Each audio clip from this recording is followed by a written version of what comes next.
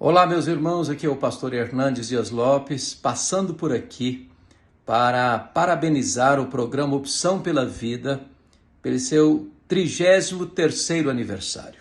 Louvo a Deus por este importante ministério que tem socorrido pessoas, tem fortalecido a fé de tantos, tem reanimado tantos a prosseguirem na jornada vitoriosamente.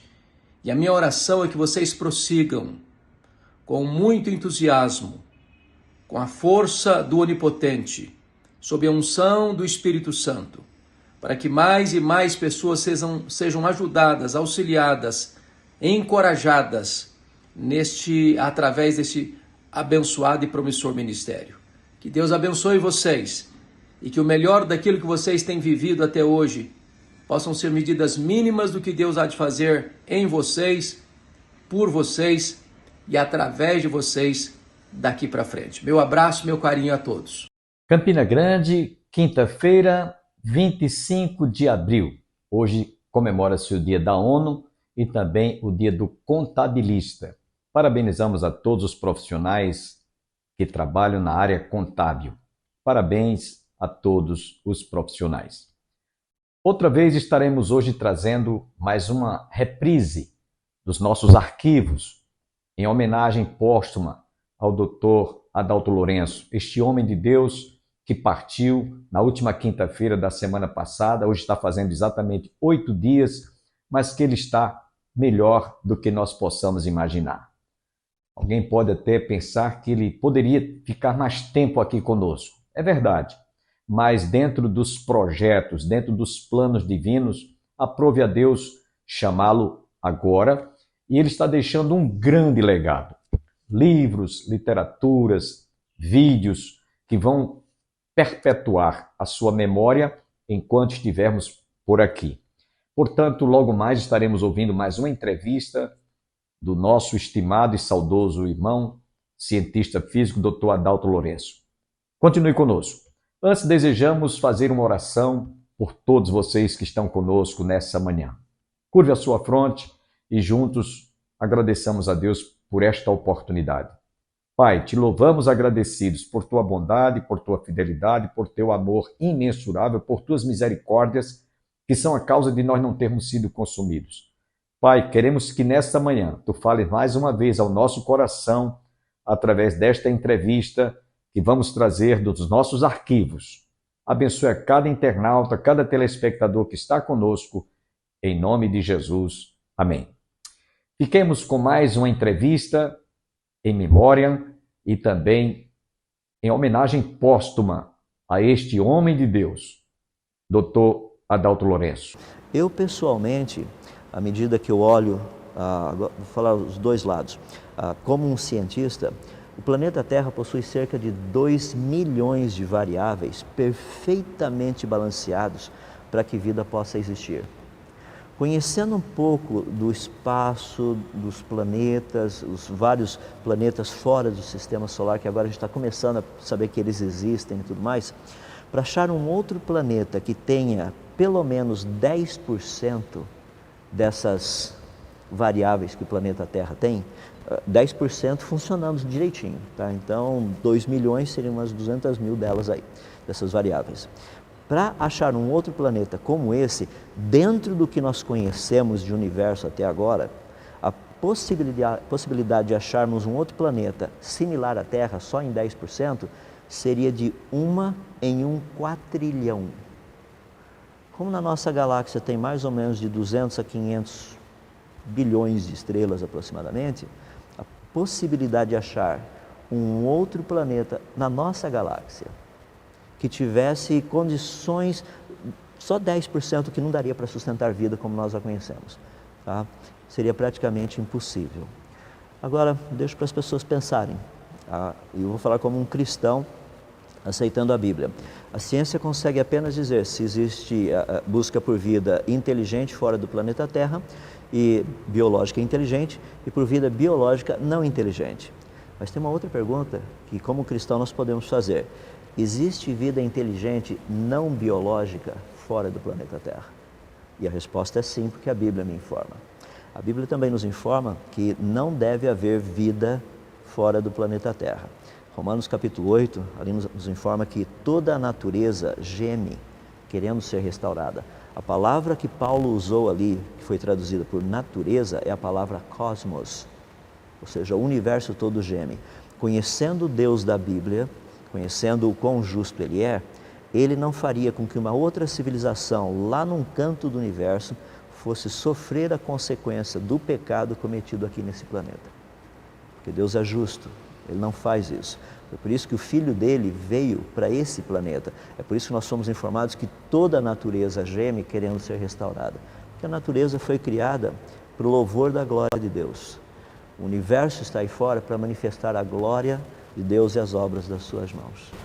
Doutor Adalto, nós queríamos também saber se, é apenas uma pergunta até curiosa minha, se Darwin estivesse vivo hoje, que explicação ele daria à questão do design inteligente e a questão do DNA? Como é que ele iria, que explicação ele teria para dar? O senhor pode, isso é uma curiosidade minha. Eu não saberia como responder porque eu não sou Darwin, mas eu posso dar uma ideia. Se eu fosse Darwin, eu pegaria o meu livro e jogaria fora, A Origem das Espécies, porque eu veria que a proposta nele não é compatível com a evidência. Na época de Darwin, algo muito interessante aconteceu. Darwin escreveu seu livro no ano de 1859, foi a primeira edição, foi publicado no mês de novembro. Cerca de 6 anos depois, você tem Gregor Mendel, que era um frade fazendo pesquisas com ervilhas e plantas. Ele descobriu a genética, como que certas características são passadas de uma geração para outra. Inclusive, ele publicou um artigo em 1865. Esse artigo simplesmente foi considerado como pseudociência pelos seus pares, ou seja, pelos cientistas da época. Por quê? Porque as ideias, ou seja, a evidência descoberta por Mendel não era favorável à proposta de Darwin. Tanto é que o trabalho de Mendel foi simplesmente esquecido por cerca de 30 anos. Foi no comecinho dos anos 1900, finalzinho dos anos 1800, comecinho dos anos 1900, que o trabalho de Mendel voltou, foi redescoberto, e o trabalho de Mendel é hoje o quê? A base daquilo que nós conhecemos como a genética.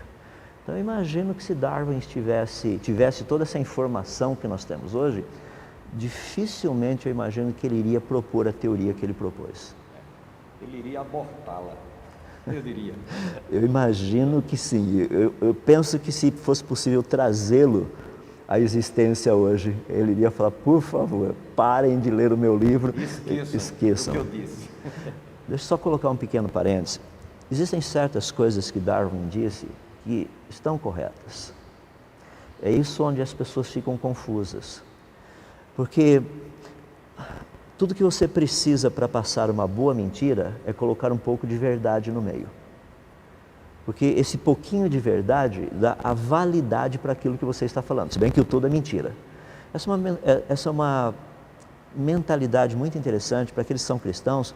Você entende que essa foi a técnica que Satanás usou no começo. Quando ele fala com Eva, ele não fala só mentira. Ele fala verdade, mas com uma pitadinha de mentira. E isso continua até hoje. Então, coisas que Darwin disse, por exemplo, seleção natural, ela funciona, nós sabemos. Só que seleção natural não faz aquilo que ele propôs. Eu acredito que Darwin, ele certamente abraçaria o criacionismo. Olha, deixa eu só colocar algo muito interessante, porque as pessoas pegam muito no meu pé pelo fato de ser cristão e tudo mais. Eu digo para eles o seguinte: Darwin, o único diploma que ele teve oficial foi de teologia. Darwin não tinha nenhum outro diploma a não ser de teologia. Ele foi preparado para ser um teólogo. No fundo, ele não seguiu essa carreira. Tá? Então, eu comento com as pessoas, se alguém que foi preparado para ser teólogo pode falar de ciência, eu que fui preparado para ser da ciência, posso falar de ciência. Então não há nenhum problema nesse sentido, mas Darwin é uma questão bem interessante. Né? Adalto, nós queríamos ainda passar aqui uma informação que eu não sei se você... Eu acredito que você deve ter estudado. Quando eu fiz o seminário, pelo menos de teologia, nós aprendemos que poderemos provar a existência de Deus sem nem sequer usarmos a Bíblia. nós aprendemos que podemos usar os argumentos cosmológicos e antropológicos. E a pergunta seria a seguinte: os cientistas materialistas ou evolucionistas, eles têm sido alcançados através destes argumentos? Nós poderemos utilizá-los para chegarmos à informação que eles precisam tomar conhecimento do Criador? Deixa eu colocar isso daí de uma forma que é a seguinte. Tem 2 versículos da Bíblia que nos ajudam com respeito a isso. Vou começar com o primeiro, falando a respeito da criação e como a questão do universo ter sido criado. O livro de Hebreus, capítulo 11, verso 3, diz assim: pela fé, compreendemos que foi o universo formado pela palavra de Deus, de maneira que o visível veio a existir das coisas que não são visíveis ou das coisas que não aparecem. Essa expressão, pela fé entendemos que, muitas pessoas pensam assim: então é pela fé que eu aceito que o universo foi criado. Não. A ciência mostra isso. A ciência mostra que o universo foi criado. O pela fé é o como ele foi criado. Ele foi criado por meio da palavra de Deus. Nós não temos como provar isso cientificamente. Eu só consigo provar que o universo foi criado. Não há dúvida a respeito disso. As leis da natureza, os processos naturais são muito claros. O universo e a vida, a complexidade que neles existem, tudo isso foi criado. Então eu não consigo dizer, ou seja, provar que Deus criou o mundo, mas eu consigo provar que o mundo foi criado. Isso é Hebreus 11:3. Hebreus 11:6 diz o seguinte: ora, sem fé é impossível agradar a Deus, porquanto aquele que se aproxima dele deve crer que ele existe. Isso é um ponto muito, muito interessante, porque o crer na existência de Deus significa que, se for possível provar que ele existe, não há necessidade de crer que ele existe. Até onde eu tenho podido ver o seguinte: é possível perceber que Deus existe. Romanos fala disso claramente, que o que de Deus se pode conhecer é manifesto entre eles, porque Deus lhes manifestou. Então, a manifestação de Deus é possível. A questão de usar os argumentos cosmológicos, antropológicos relacionados com a prova da existência de Deus, é possível provar que existe algo que transcende o nosso universo. Isso é possível. Que transcende tempo, espaço, que transcende matéria, que transcende o que nós chamamos desse universo físico que nós vivemos. Isso é possível provar, mas sem que ele se revelasse, nos mostrando quem ele é na verdade, nós jamais chegaríamos a conhecê-lo. Nós saberíamos que tem algo além disso, mas é pessoal ou não? Raciocina, tem vontade, se comunica? É por isso que eu comento com as pessoas as 2 revelações de Deus. A natureza é o livro das obras de Deus. As Escrituras, a Bíblia, é o livro das palavras de Deus. Como cristão, eu tenho que saber ler esses 2 livros. Lendo os 2 corretamente, daí eu consigo ter uma noção. Então, é possível provar que existe algo além, ou seja, algo que transcende tempo, espaço, matéria? Sim, é possível. Seria possível provar que Deus existe? Acho que a pergunta é um pouquinho diferente agora. Nós estamos chegando ao término da nossa entrevista. Queríamos saber do irmão qual seria o conselho que você daria para muitos jovens universitários. As nossas igrejas hoje temos um número de jovens ingressando na universidade. Que conselho você daria para esse jovem que está ingressando hoje na universidade, que vai enfrentar professores materialistas, professores ateus, muitos deles que vão querer incutir na mente dessa gente o ensinamento da evolução? Essa é uma pergunta importante. Não existe uma fórmula mágica, mas existe uma prescrição que a Bíblia nos dá. Quando nós olhamos no livro de Salmos, principalmente o Salmo 119, que é um salmo que quase ninguém gosta de ler porque ele é muito comprido, é um salmo que fala especificamente da palavra do nosso Deus, da lei do Senhor. Quando nós temos a oportunidade de estar, por exemplo, numa universidade ou numa instituição de ensino, ou seja lá o que for, aquilo que nós cremos, que eu estou propondo para você, aquilo que você crê, você tem convicção, ou seja, por que você crê nisso que você crê?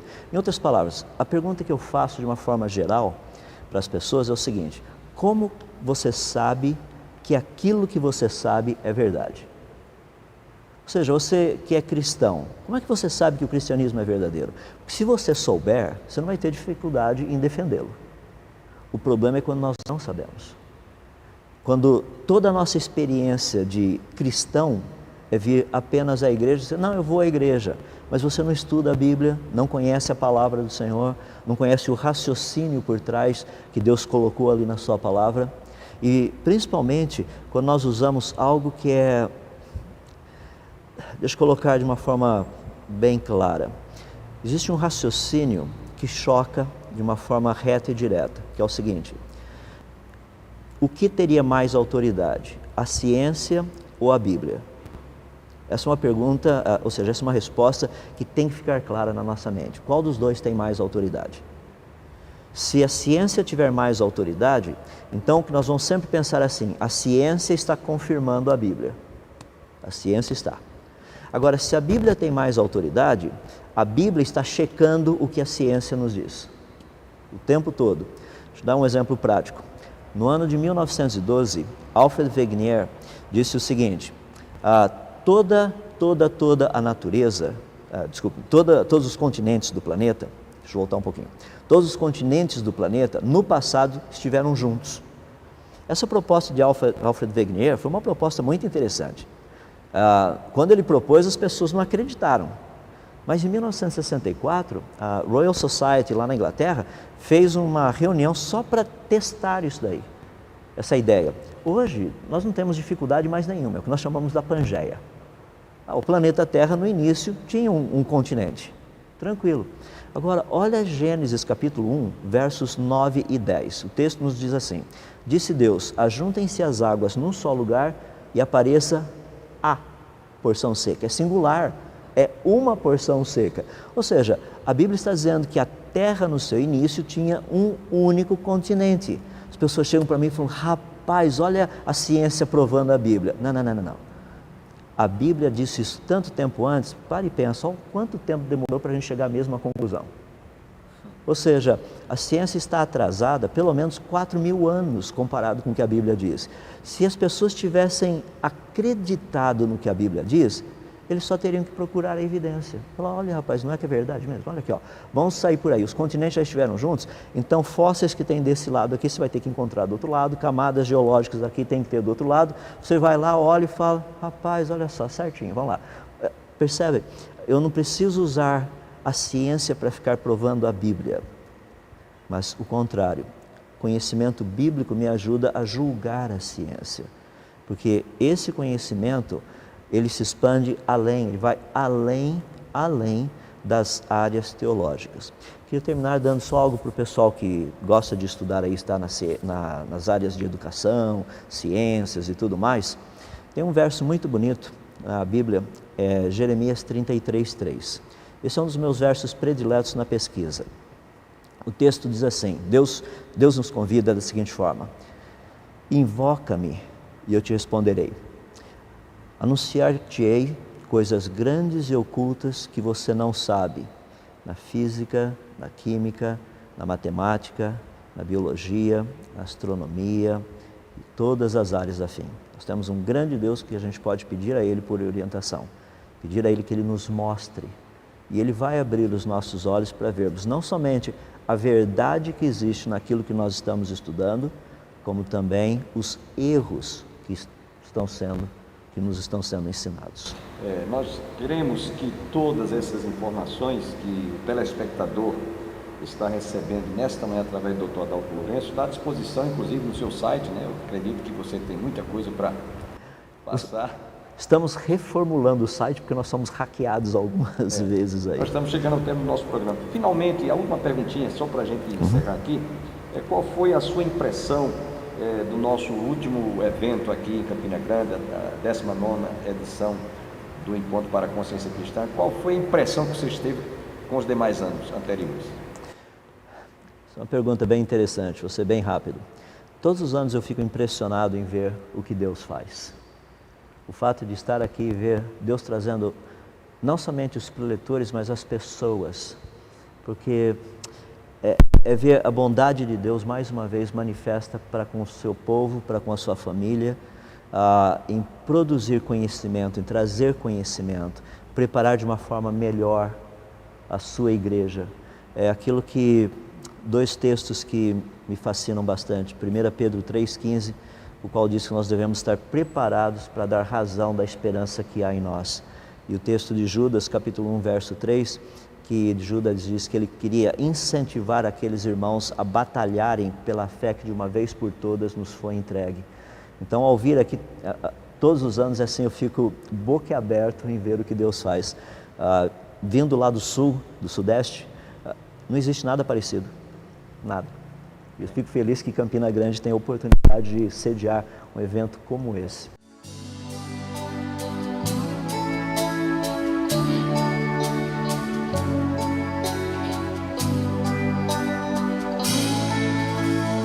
Eu pensei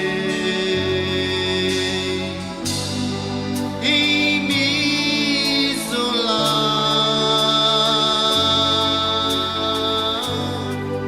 e o mundo não vê. Caminhei sem destino no mundo perdido e me angustiava por haver nascido. Louva a igreja. Por sofrer, meu peito explodiu,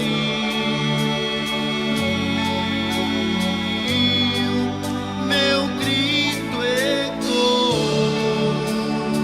Eu queria encher o vazio da alma, mas as cores dos sonhos prendiam minha vida.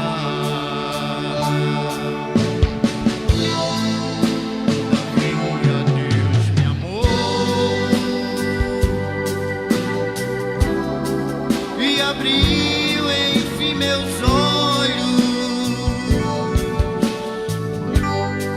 e deixei os meus conceitos para ser o seu discípulo. Não sou mais um jovem triste de uma geração florida.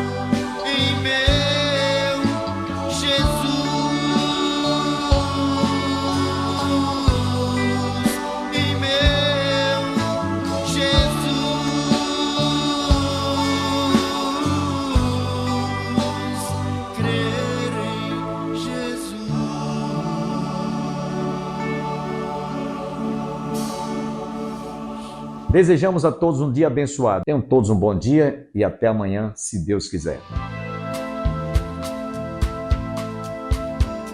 Jesus é a ponte que está sobre o rio de lutas,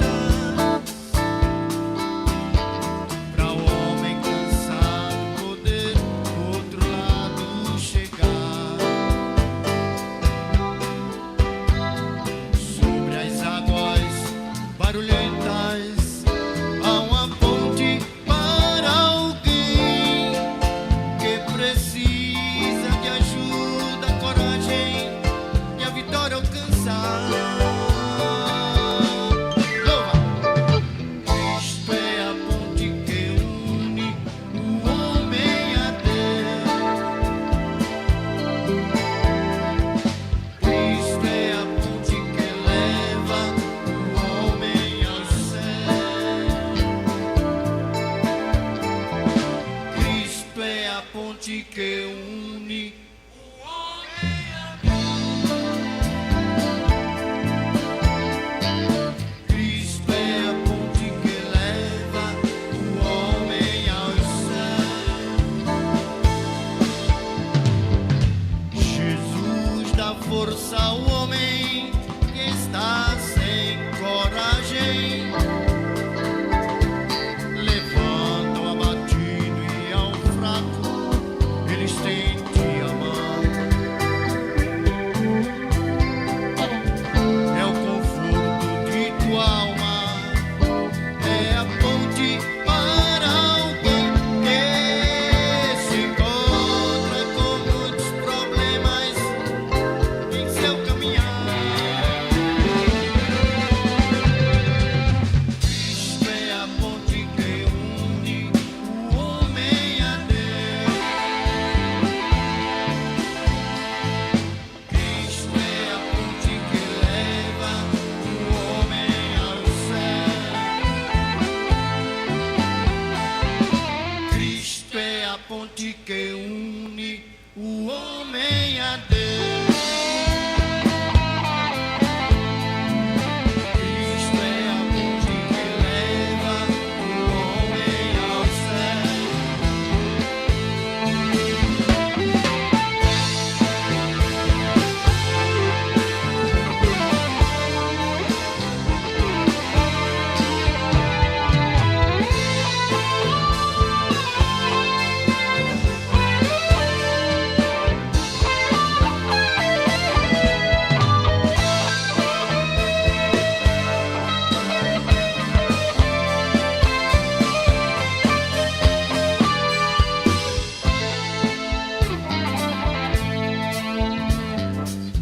Se levas uma cruz, eu te peço.